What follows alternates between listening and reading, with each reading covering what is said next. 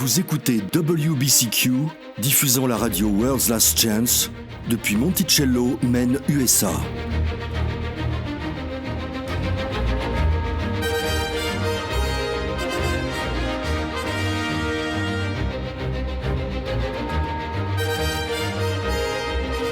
Crimes violents, troubles politiques, instabilité financière, tout indique une crise imminente, une crise sans précédent.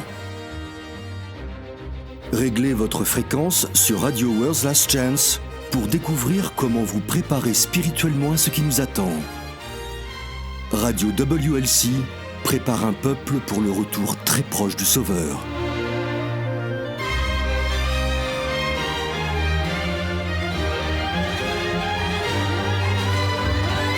Bonjour à tous, nous vous souhaitons un accueil très chaleureux sur Radio World's Last Chance qui vous apporte des messages remplis de vérité provenant des Écritures. Je suis votre animateur, Denis Lefort. Et je suis Jean-Olivier. Nous sommes heureux, amis auditeurs, de faire partie de votre journée.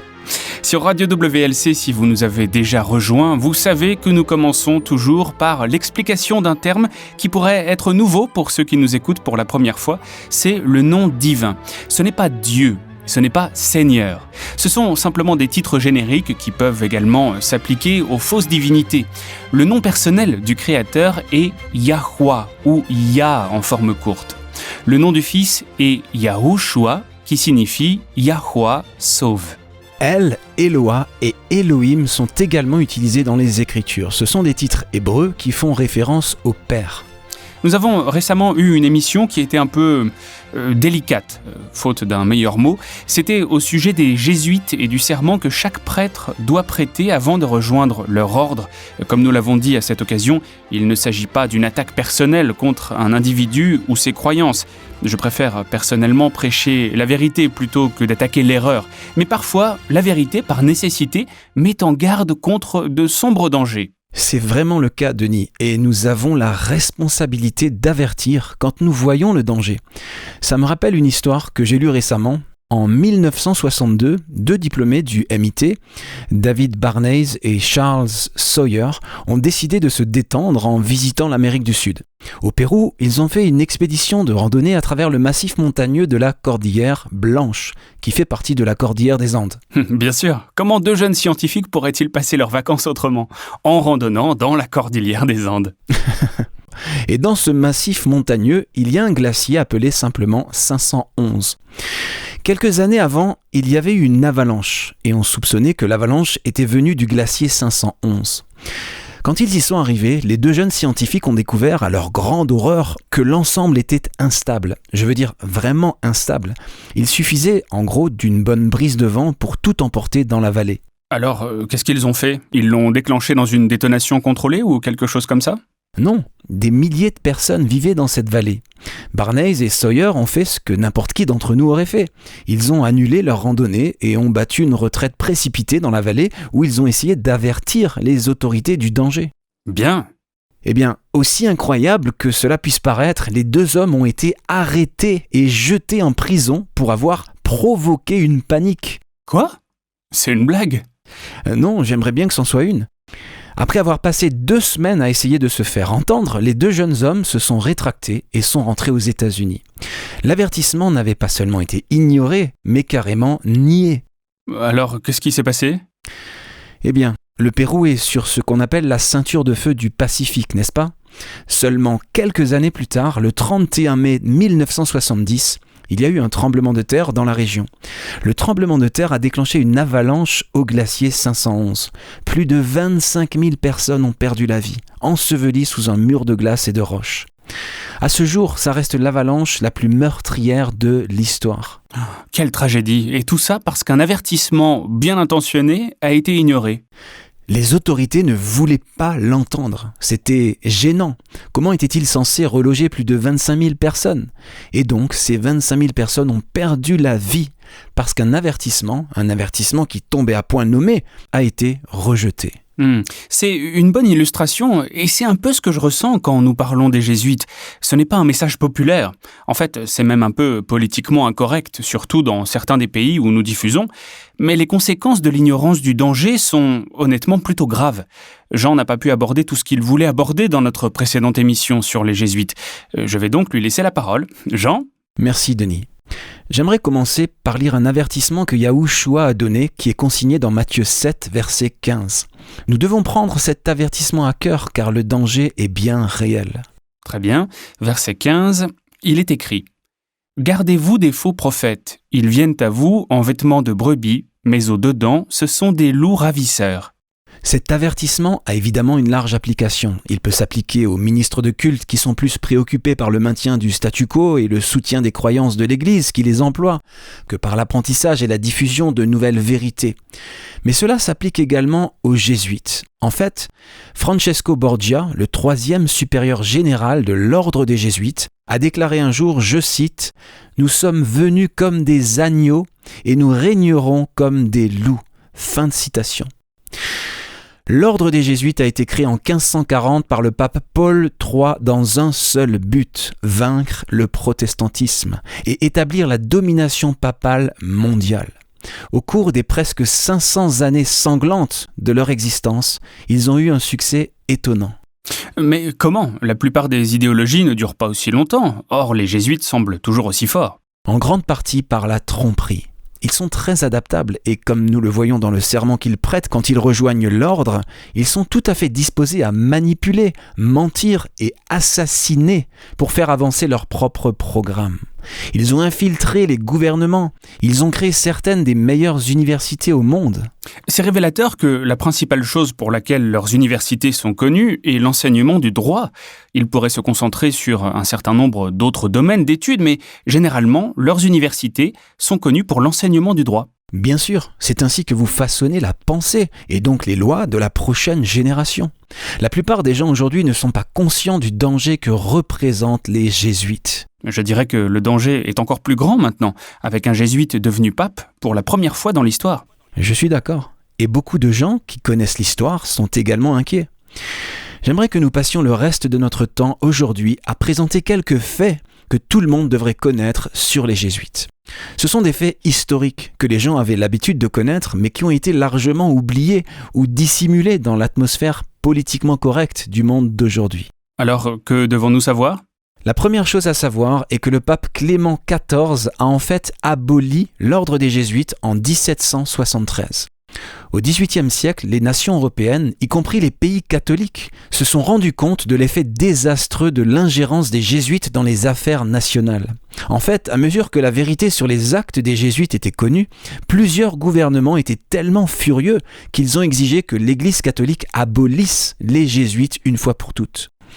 Les responsables gouvernementaux ont réussi à exercer une pression politique suffisante sur le pape Clément XIII pour qu'il accepte. Mais il est mort avant d'avoir pu les abolir. Comme c'est pratique pour eux. Temporairement seulement. Son successeur, Clément XIV donc, a signé le décret abolissant l'ordre des Jésuites le 22 juillet 1773.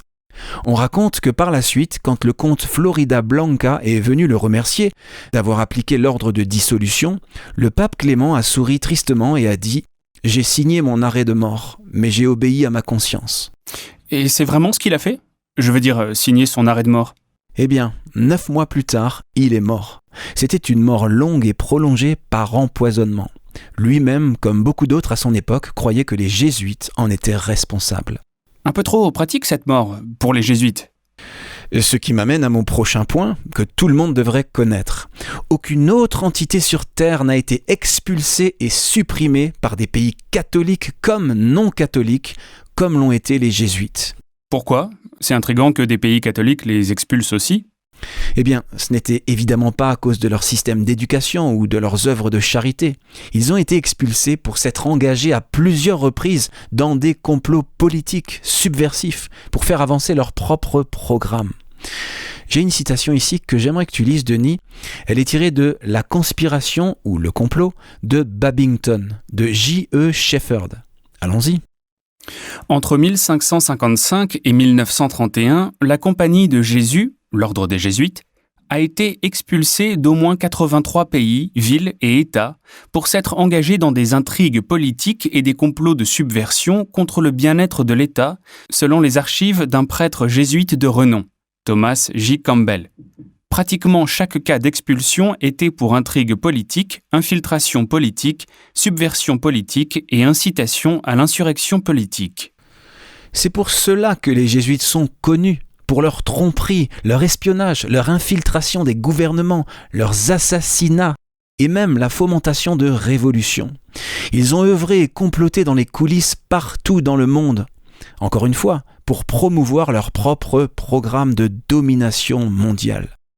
Quand les jésuites sont expulsés d'un pays, ils changent simplement de stratégie et retournent dans le pays d'où ils ont été expulsés sous un nouveau déguisement.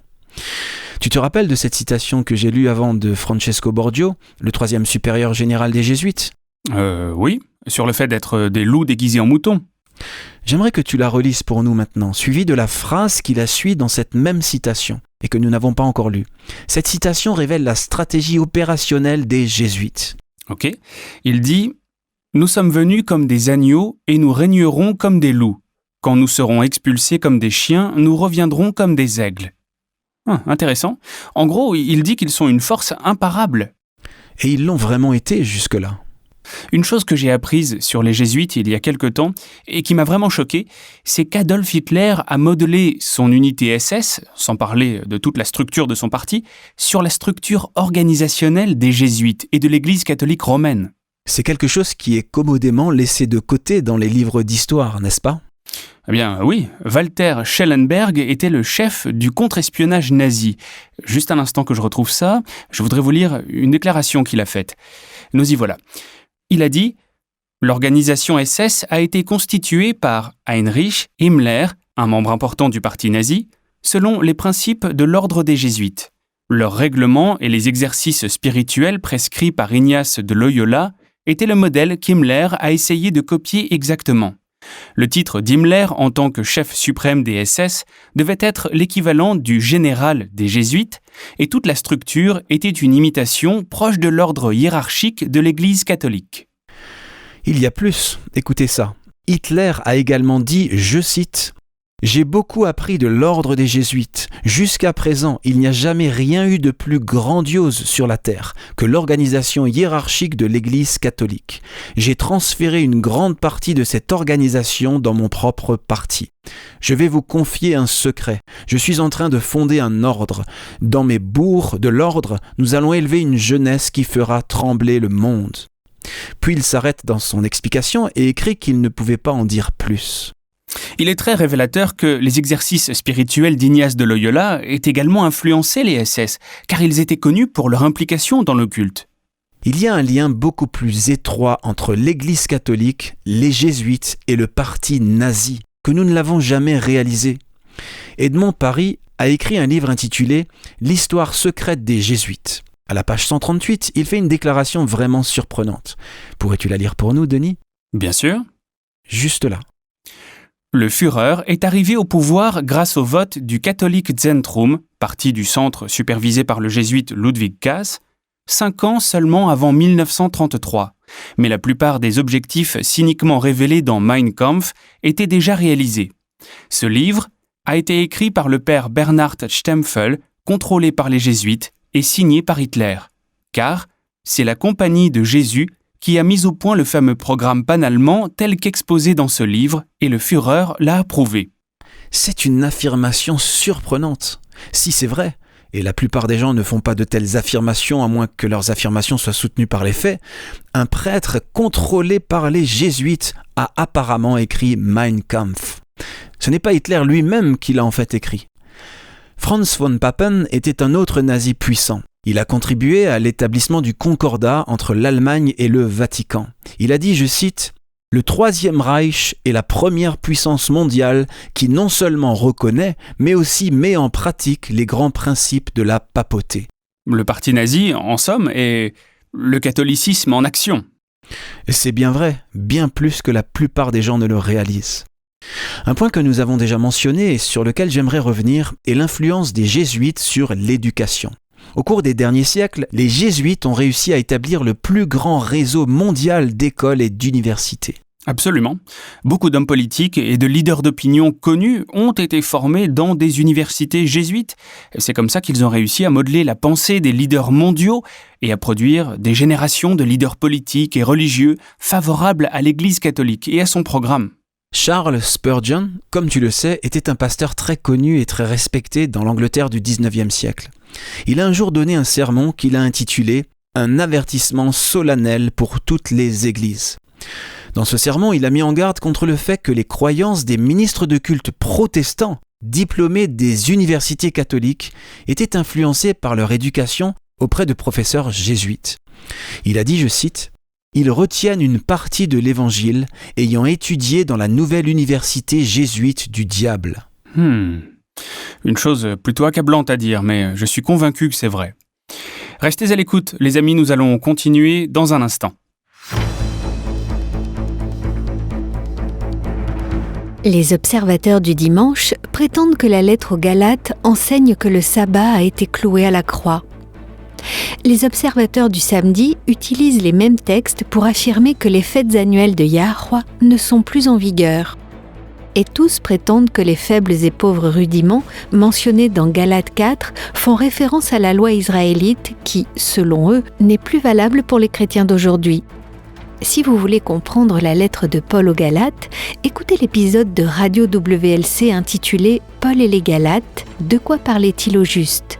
Rendez-vous sur worldslastchance.com et cliquez sur l'icône Radio WLC, puis faites défiler la liste d'épisodes vers le bas. Vous pouvez également l'écouter sur notre chaîne YouTube.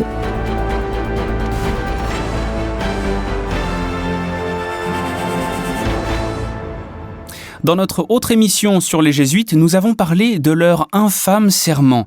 Si vous avez manqué cette émission, je vous encourage vraiment à y retourner, amis auditeurs, et à l'écouter. Elle s'intitule « Le secret des jésuites ». Vous pouvez l'écouter sur notre site web ou sur notre chaîne YouTube. Un passage du serment que les jésuites prêtent mérite, je pense, d'être relu aujourd'hui. C'est très choquant, je vous préviens. Je vais le lire maintenant. Il déclare, je cite, « Je promets encore et je déclare que, lorsque l'occasion se présentera, je ferai et mènerai la guerre sans relâche, secrètement ou ouvertement, contre tous les hérétiques, protestants et libéraux, comme je suis chargé de le faire, pour les extirper et les exterminer de la face de toute la terre, et que je n'épargnerai ni l'âge, le sexe ou la condition, et que je pendrai, détruirai, ferai bouillir, écorcherai, étranglerai et enterrerai vivants ces infâmes hérétiques, déchirerai l'estomac et le ventre de leurs femmes, et écraserai la tête de leurs nourrissons contre les murs, afin d'anéantir à jamais leur race exécrable. Que, lorsque cela ne pourra se faire ouvertement, j'utiliserai secrètement la coupe empoisonnée, la corde d'étranglement, l'acier du poignard ou la balle de plomb, qu'importe l'honneur, le rang, la dignité ou l'autorité de la personne ou des personnes, quelles que soient leurs conditions dans la vie, publique ou privée, comme à tout moment je pourrais être dirigé à le faire par tout agent du pape ou supérieur de la confrérie de la Sainte Foi de la Compagnie de Jésus. » Fin de citation. C'est consternant. Et quand on se rappelle que le pape François lui-même est un jésuite et qu'il a prêté ce serment, c'est encore plus significatif.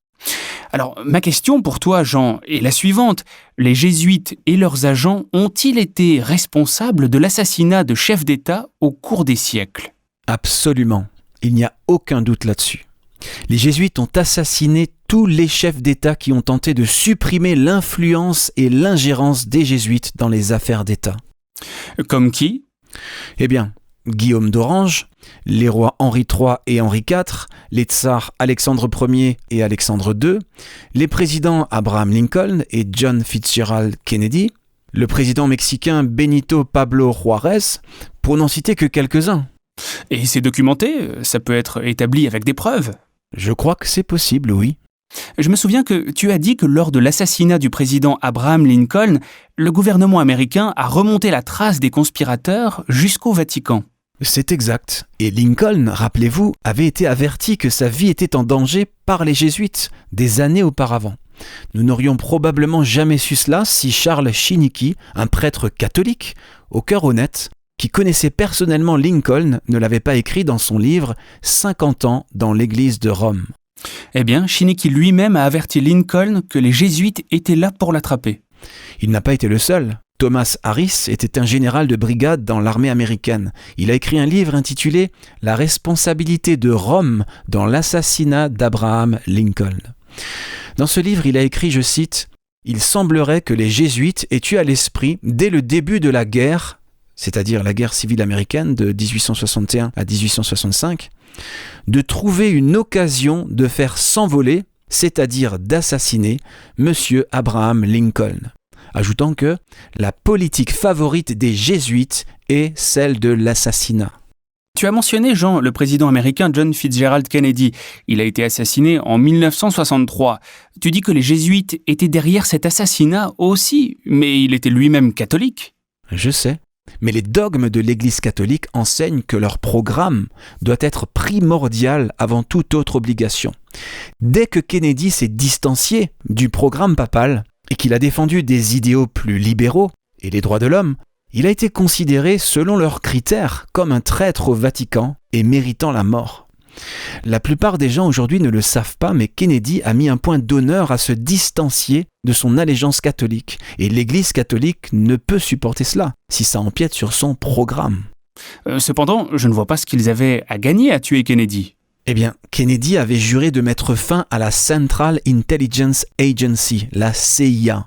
Maintenant, ce que vous ne savez peut-être pas, c'est que la CIA a été fondée par un certain William Donovan. Donovan était, accrochez-vous, un chevalier de l'ordre de Malte.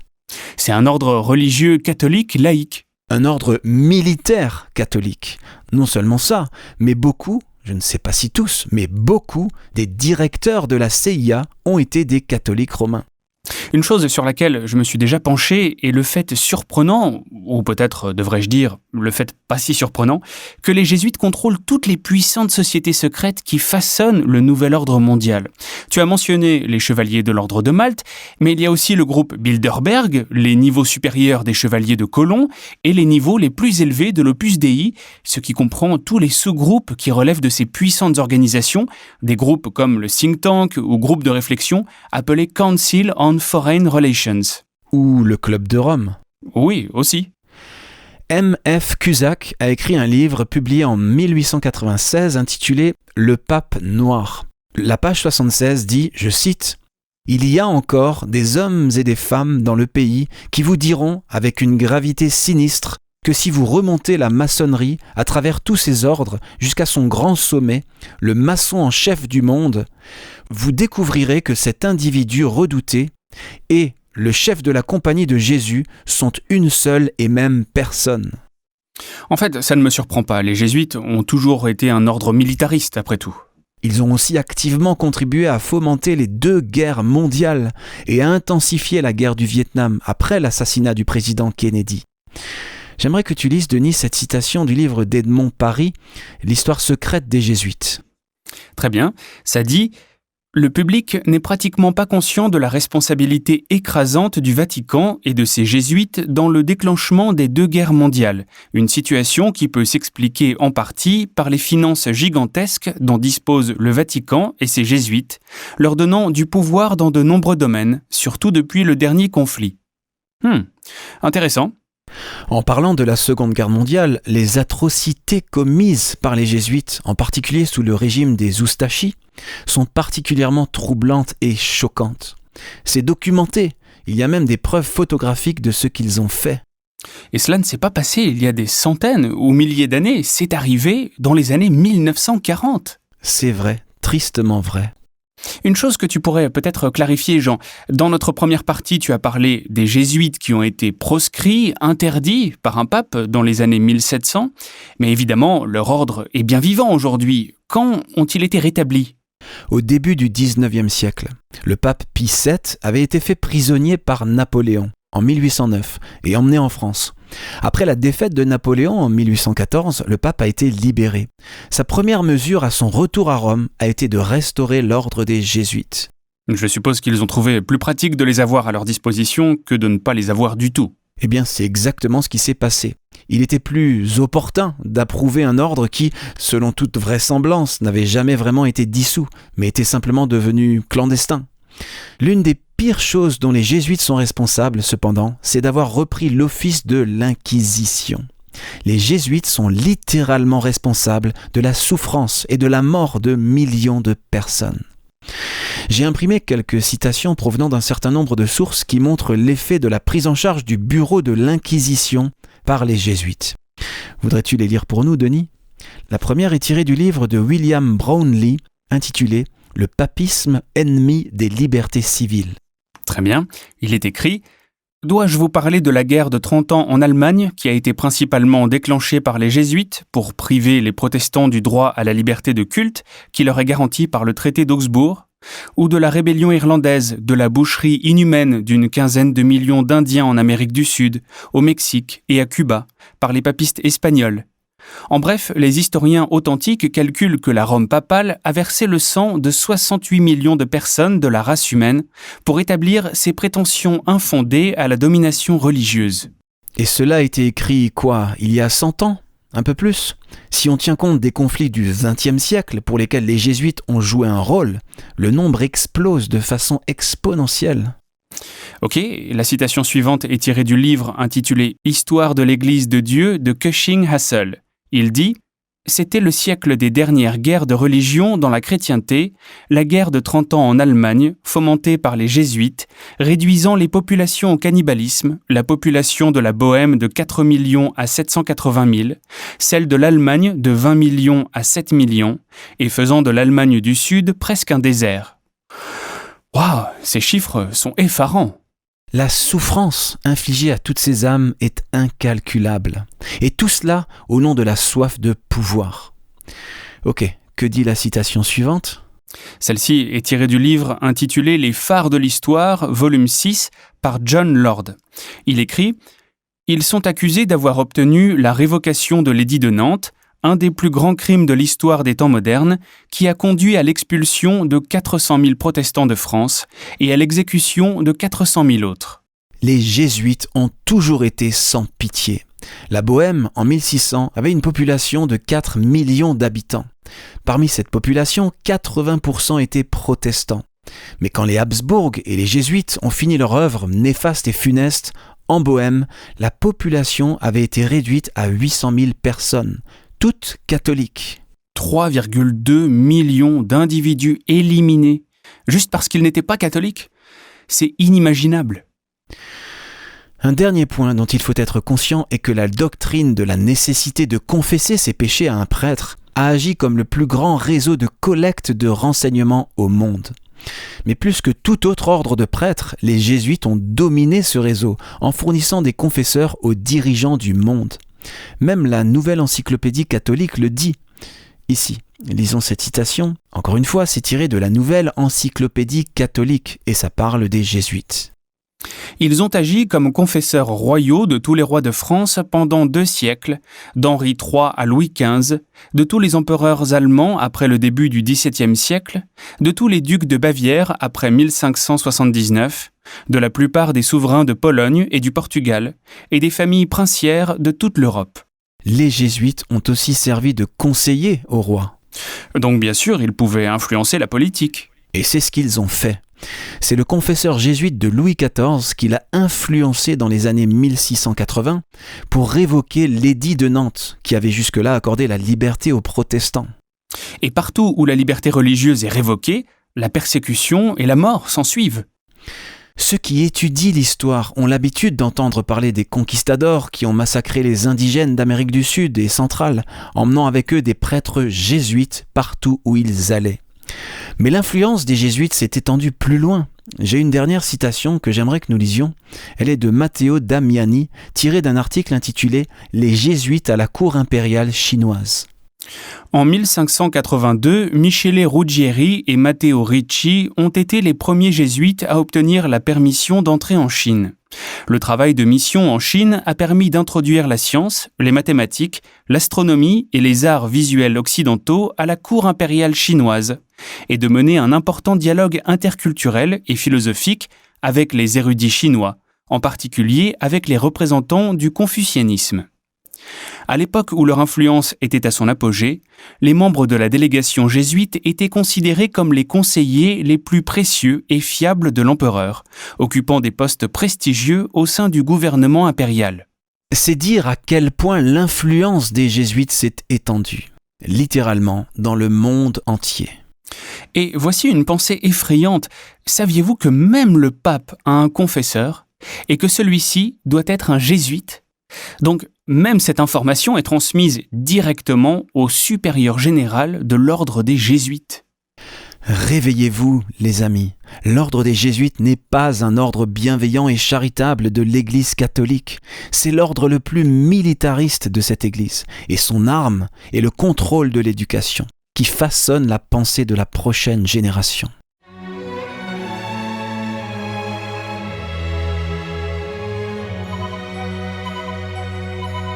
Vous écoutez la radio World's Last Chance sur WBCQ à 9330 kHz sur la bande des 31 mètres.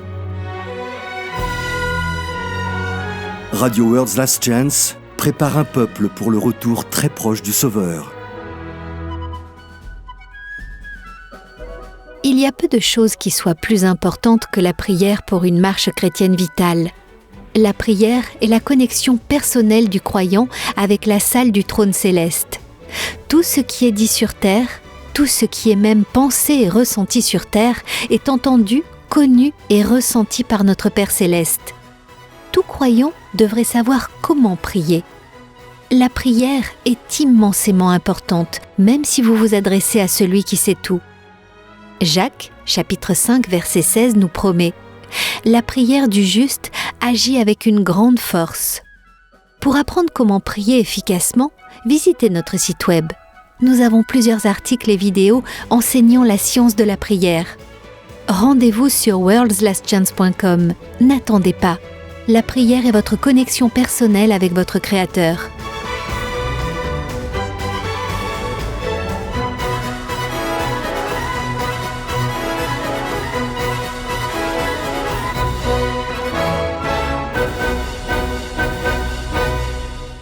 Il est temps de plonger dans notre courrier des auditeurs. Nous avons une question qui nous vient de Kerzinzin Kozle. Comment tu dirais ça ? Peut-être que nous devrions simplement laisser tomber les noms de villes ? Oui, d'accord. C'est en Pologne, les amis. C'est en Pologne. Ma langue n'est juste pas instantanément en accord parfait avec mon aire optique. J'ai lu quelque part que si on compare l'âge auquel les locuteurs natifs d'une langue atteignent une maîtrise totale de leur langue, le polonais serait la langue la plus difficile au monde. Ah, vraiment ? Tu vois, j'aurais pensé au chinois ou au biélorusse peut-être, ou quelque chose du genre. Eh bien, apparemment, selon ce rapport, dans la plupart des langues, les enfants acquièrent une maîtrise complète de la langue à l'âge de 12 ans. Dans certaines langues, comme le mandarin, les locuteurs natifs n'acquièrent pas une maîtrise totale de la langue avant environ 14 ans. Le polonais, par contre, est si difficile, même pour les Polonais eux-mêmes, qu'ils ne le maîtrisent pas complètement avant l'âge de 17 ans. Ah, eh bien, merci, je me sens moins inadéquat. Bien, notre question vient de Gita. Gita comment ? Tu apprécies me voir pédaler dans la semoule, n'est-ce pas ? Wojtkiewicz, Bon, passons directement à la question. Elle nous écrit « Mon fils fréquente une charmante jeune femme et semble être très sérieux à son égard. Elle est très gentille et je pense qu'il formerait un beau couple. La seule inquiétude que j'ai, et elle est de taille, c'est qu'elle vient d'une autre religion. Pas juste une autre dénomination au sein du christianisme, mais d'une religion complètement différente. Nous avons eu de très bonnes discussions au sujet de nos différences de croyances. Elle est très gentille et très tolérante envers les croyances des autres. Cependant, son attitude au sujet de la foi est qu'un ensemble de croyances est aussi valable qu'un autre, et que le christianisme n'est qu'une religion parmi d'autres. Ma question est la suivante. Qu'est-ce qui distingue spécifiquement le christianisme des autres religions ? Quels sont les aspects uniques du christianisme qui ne sont pas partagés par les autres religions ? Je vous serai très reconnaissante pour tout point que vous pourriez partager à ce sujet. Le christianisme est unique à bien des égards et je suis heureux d'avoir l'occasion de partager quelques points à ce sujet. Mais avant d'en arriver là, j'aimerais aborder une chose. La jeune femme pense que toutes les croyances sont également valables. Que dirais-tu, Denis, si je te dis que je suis d'accord avec elle ? Quoi ? Jusqu'à un certain point. Beaucoup de religions orientales sont très tolérantes envers les croyances des autres. Elles considèrent le chemin de chaque personne comme un voyage spirituel tout aussi valable, les uns comme les autres. Oui, mais la plupart des chrétiens, moi y compris, ont tendance à considérer leurs croyances comme vraies, conformes à la vérité, et celles des autres, par conséquent, comme fausses. C'est même écrit, il me semble. Tu n'es pas d'accord ? Pas vraiment. Il y a la vérité pure, et puis il y a les interprétations personnelles de chacun de ce qu'est cette vérité pure. Je crois d'une certaine façon que le voyage spirituel individuel de chaque personne est tout aussi valable que celui d'une autre personne parce que je crois que Yahweh attire chaque âme vers lui. Mais nous commençons tous à des points différents et cela nécessite des approches individuelles.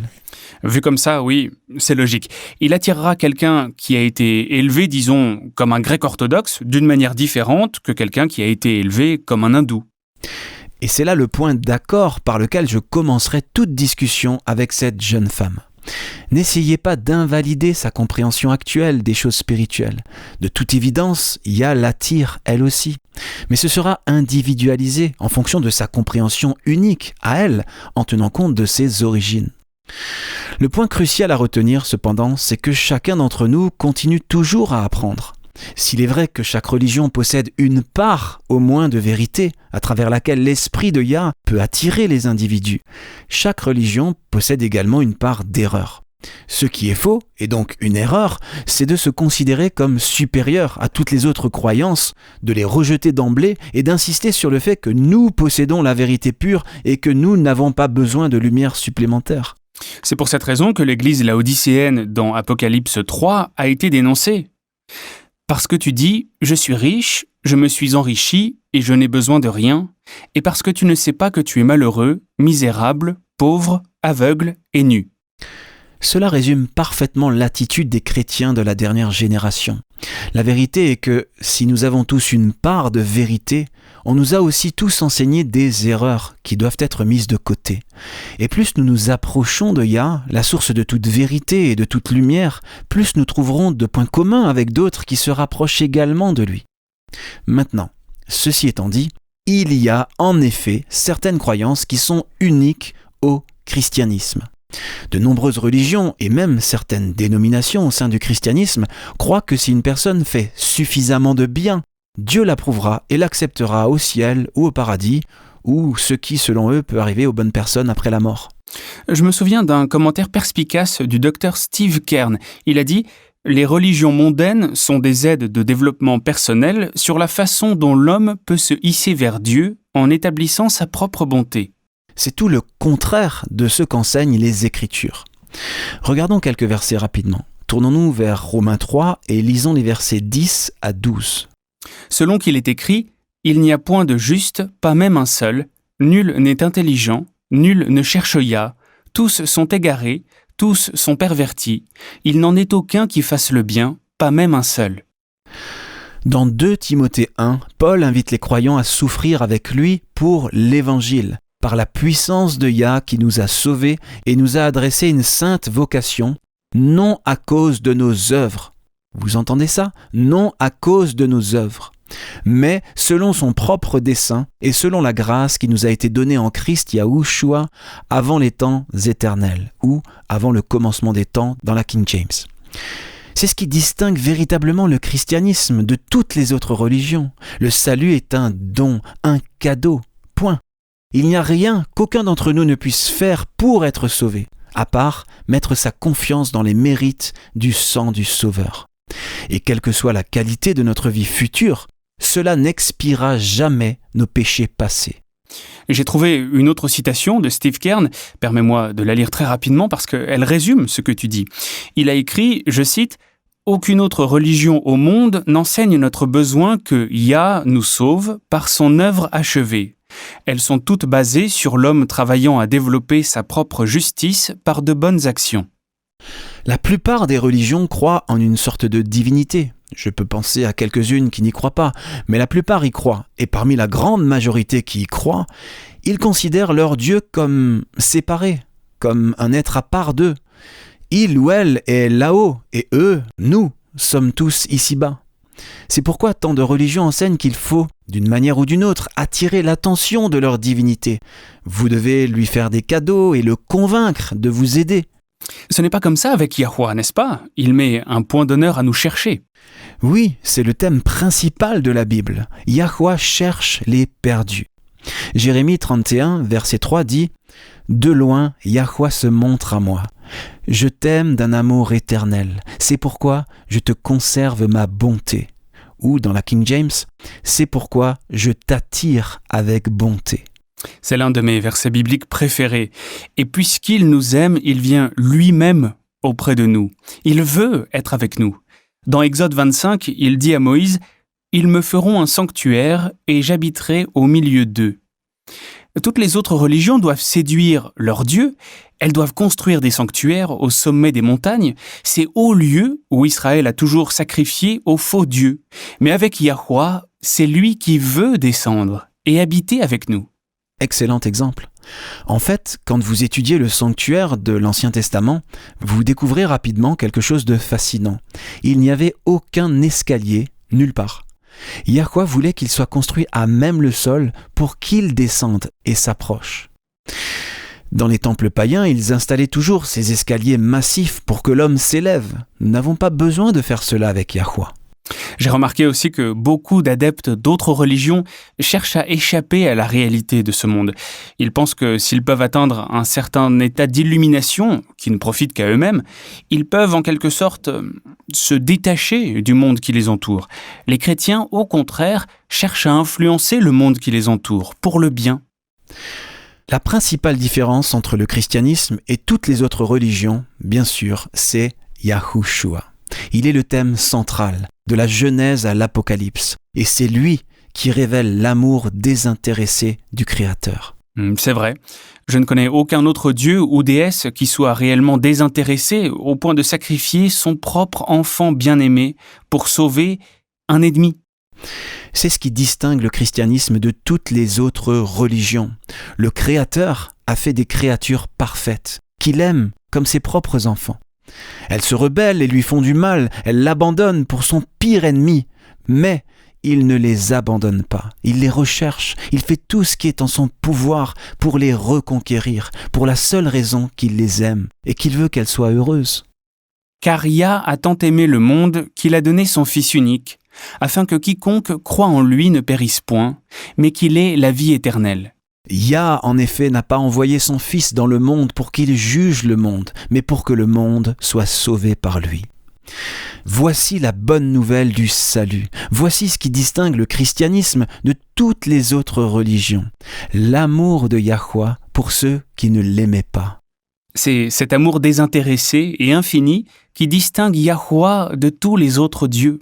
Il sépare l'erreur et le mensonge de la vérité. La mort du Sauveur est l'exemple ultime d'amour. Et l'amour qu'elle révèle est l'amour du Père. Vous n'avez pas besoin de dénoncer les croyances de quelqu'un d'autre. En fait, vous ne devriez pas. Il existe suffisamment de vérité pour que Yahweh puisse les attirer à lui à travers elles. Ce que vous devriez faire à la place, c'est de leur présenter la beauté des vérités plus avancées que vous connaissez. C'est tout ce que vous avez à faire. Vous n'avez pas besoin d'attaquer l'erreur pour les attirer à lui. Quand vous présentez la vérité, s'ils répondent à l'attraction de l'Esprit Saint, ils verront la vérité dans ce que vous présentez et y répondront. Il est bon de se rappeler que ce n'est pas notre travail de convaincre les cœurs, c'est le travail de l'Esprit Saint. Tout ce que nous avons à faire, c'est de présenter la vérité et de la laisser se manifester dans nos propres vies par la foi en Yahushua. C'est très vrai. Continuez à nous envoyer vos questions et vos commentaires. Rendez-vous sur wordslastchance.com et cliquez sur « Contactez-nous ». Nous apprécions toujours d'avoir des nouvelles de nos auditeurs et nous ferons de notre mieux pour répondre à chaque question, si ce n'est à l'antenne, du moins dans la section questions-réponses de notre site web.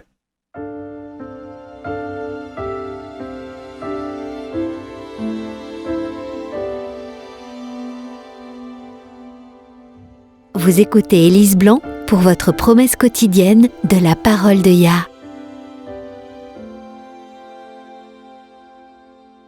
Antoine McCoy est enseignant. Un jour, alors qu'il se rendait au travail en voiture dans le sud des États-Unis, Les sirènes, avertissant une tornade, se sont mises à sonner. À l'école, les enfants étaient en position standard recommandée par l'exercice de tornade qu'ils avaient pratiqué toute l'année. Antoine n'était pas inquiet.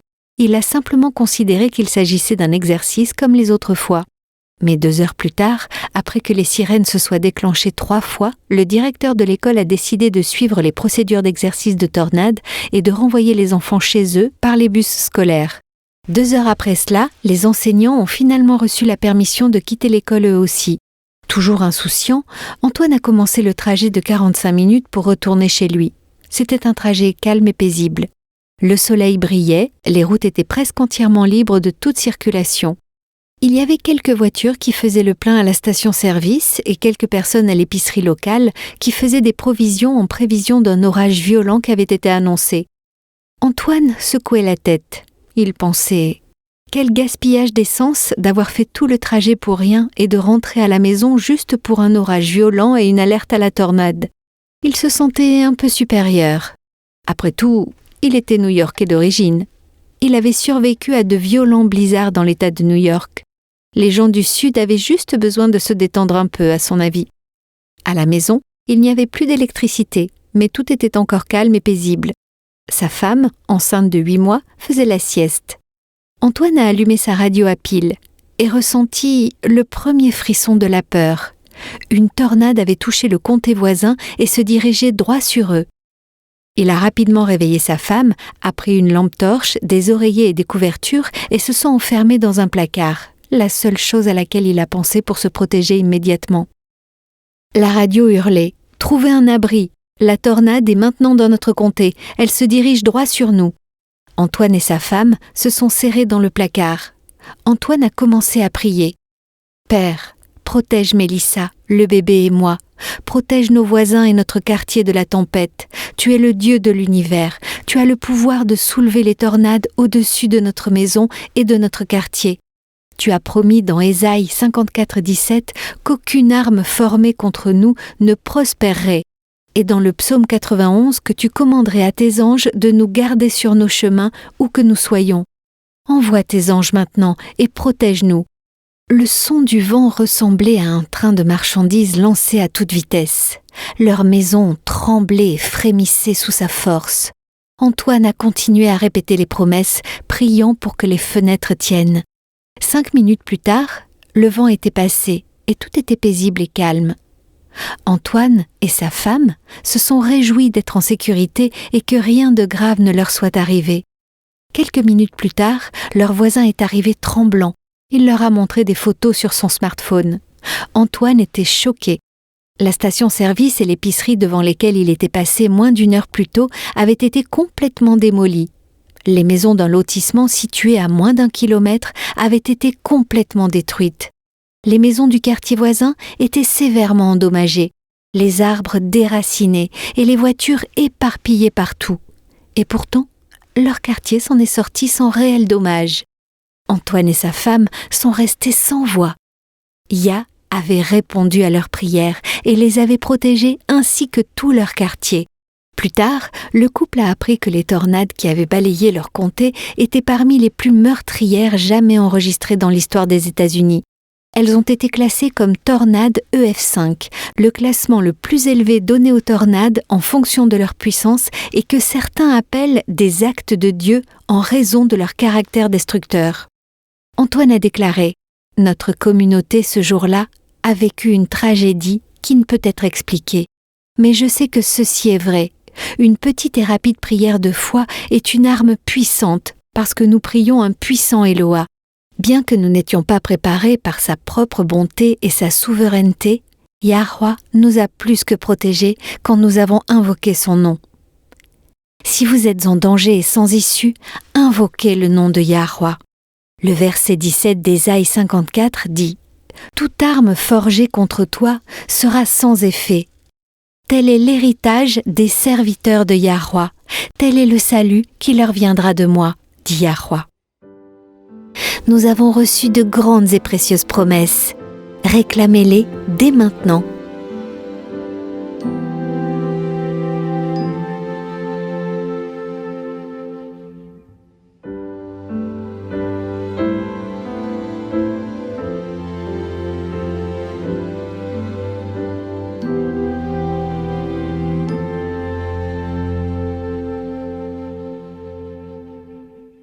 Avec ces faits à l'esprit, je dois dire qu'il est choquant de voir comment les personnalités religieuses et politiques du monde entier se pâment devant le pape.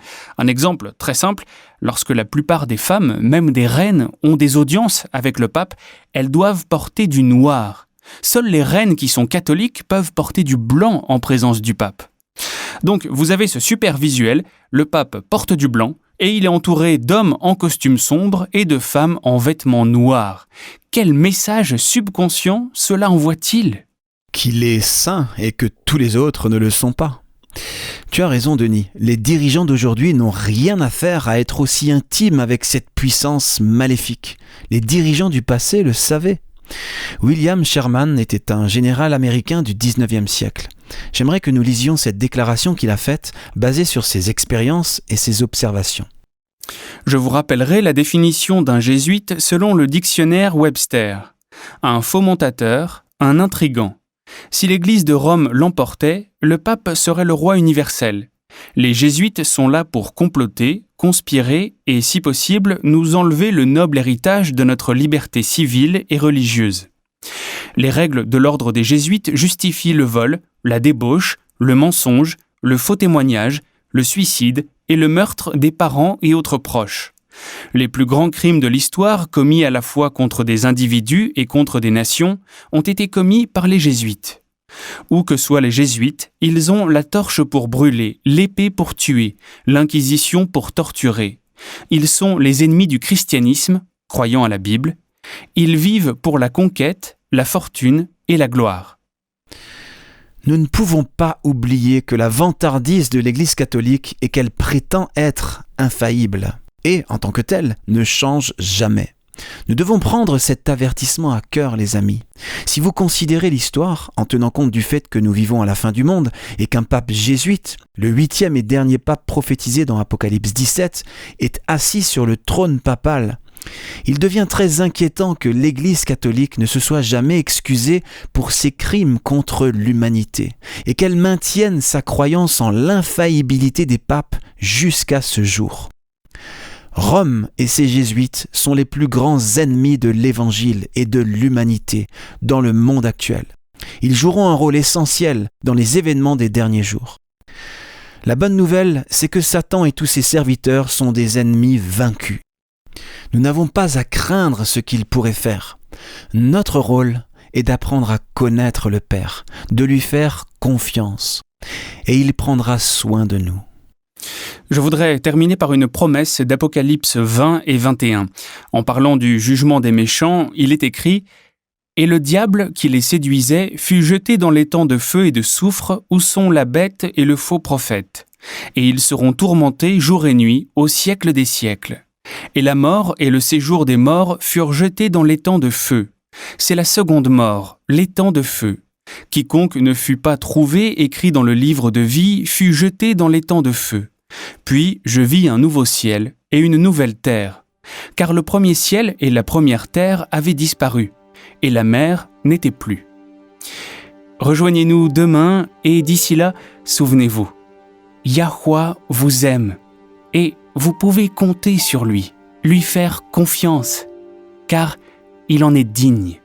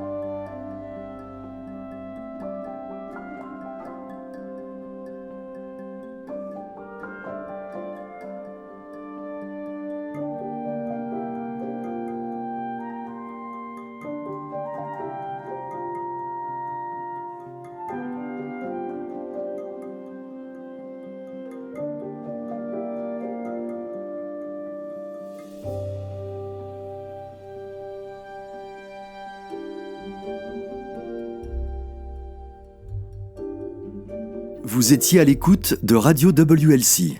Cette émission, ainsi que les émissions précédentes de Radio WLC, sont disponibles en téléchargement sur notre site internet. Elles sont parfaitement appropriées pour être partagées avec des amis et pour des études bibliques. Elles sont également une ressource merveilleuse pour ceux qui adorent Yahuwah, seuls, en famille ou en groupe à la maison. Si vous souhaitez écouter les émissions de Radio WLC, rendez-vous sur notre site internet à l'adresse worldslastchance.com. Cliquez sur l'icône Radio WLC en haut à droite de la page d'accueil. Cela vous permettra de télécharger les épisodes dans votre langue préférée. Vous trouverez également des articles et des vidéos disponibles en plusieurs langues. Rejoignez-nous demain pour un autre message rempli de vérité sur WBCQ à 9330 kHz sur la bande des 31 mètres. Radio World's Last Chance prépare un peuple pour le retour très proche du Sauveur.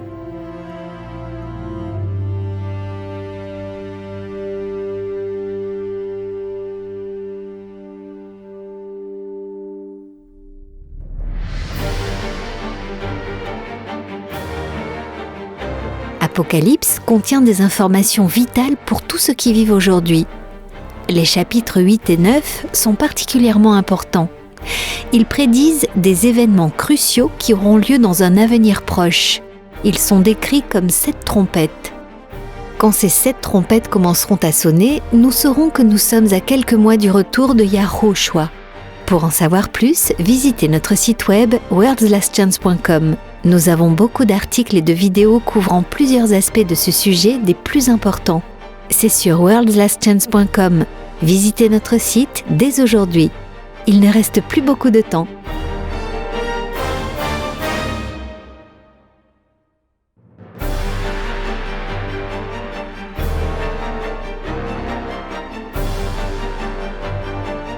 Le temps touche à sa fin, maintenant plus que jamais.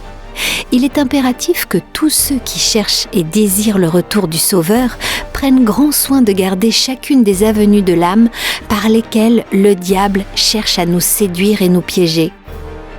Le péché est addictif.